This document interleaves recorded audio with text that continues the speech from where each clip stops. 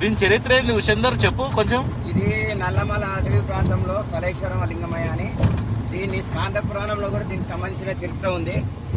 ఇక్కడ నాకు తెలిసినంత వరకు, నాకు పరిజ్ఞానం పొందినంత వరకు అయితే ఇక్కడ 5 శివలింగాలు ఉన్నాయి. ఉత్తర ముఖాన మన ఉమామహేశ్వరుడు, దక్షిణ ముఖాన తర్వాత మన శ్రీశైలం మల్లికార్జునుడు, తర్వాత తూర్పు ముఖాన మహానంది ఉంది. ఇది అనేది మన నల్లమలకు నాభిస్థానంలో ఉంటుంది. దీన్ని కొంతమంది ఆత్మలింగం అని, కొంతమంది సర్వేశ్వరుడు అని, మరికొంతమంది సలీశ్వరుడు అని మూడు నామాలతో పిలుస్తారు.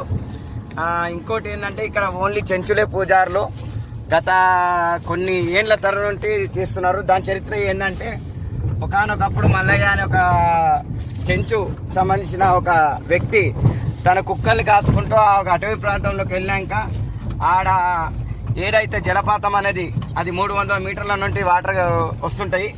ఆ జలపాతం దగ్గర ఆ కుక్కలు అనేది ఆగడం అనేది చూసి అక్కడ వాటర్ ఉంది కానీ కొంచెంసేపు సేద తీసిండు. ఆ సేద తీసే టైంలో అతనికి ఆ లింగమయ్య ఒక బంగారు రూపంలో మెరుసుకుంటూ కనిపించాడంట.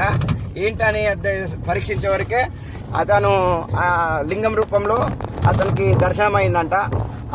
అప్పటి నుంచి ఆ చెంచు వాళ్ళు తను ఆరాధ్య దేవుడు అని చెప్పి తలుసుకుంటూ ఆ యొక్క చెంచు లక్ష్మి కూడా తన ఆరాధ్య దేవతగా పూజించుకుంటూ అదే శ్రీశైలం మల్లికార్జున తన అల్లుల్లాగా ఇప్పటికీ కూడా పూజిస్తూ ఉంటారు. ఇది చరిత్ర అండి. Thank you.